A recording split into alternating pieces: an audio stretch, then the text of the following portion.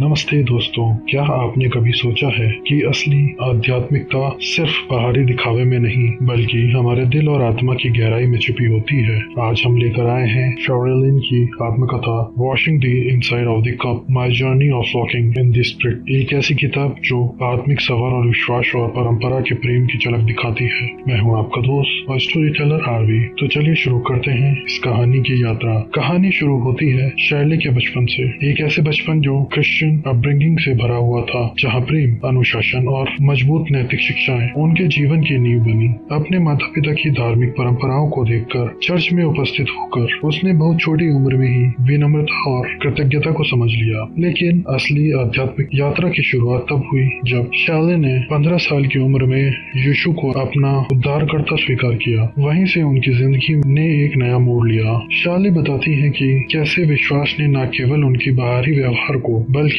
उसकी अंतरात्मा को भी बदलना शुरू कर दिया। वह कहती हैं, सिर्फ रिवाज निभाने से आत्मा तृप्त नहीं होती बल्कि स्पिरिट यानी पवित्र आत्मा से गहरा जुड़ाव ही असली परिवर्तन लगता है। यही वजह है कि उन्होंने अपनी किताब का नाम रखा washing the inside of the cup. जैसे प्याले की असली सफाई बाहर से नहीं भीतर से होनी चाहिए, वैसे ही इंसान का असली परिवर्तन दिल और आत्मा की गहराई से होना चाहिए। कहानी के सफर में शैली हमें दिखाती है कि हर दिन की प्रार्थना, भगवान के सामने विनम्र समर्पण और उनकी इच्छा पर विश्वास कैसे उनकी जिंदगी को शक्ति, शांति और दिशा देते रहे। वो अपने अनुभवों से बताती है कि आत्मिक विश्वास कोई एक दिन का काम नहीं बल्कि यह निरंतर आत्मा की सफाई है, एक ऐसी प्रक्रिया जो आत्मा को गहराई तक निखारती है। शैली का यह संस्मरण सिर्फ उनका निजी अनुभव नहीं बल्कि हम सभी के लिए एक संदेश है। वो हमें याद दिलाती है कि सच्ची आध्यात्मिकता का मतलब सिर्फ बाहर से धार्मिक दिखना नहीं बल्कि भीतर से बदलना है। उनकी कहानी हमें प्रेरित करती है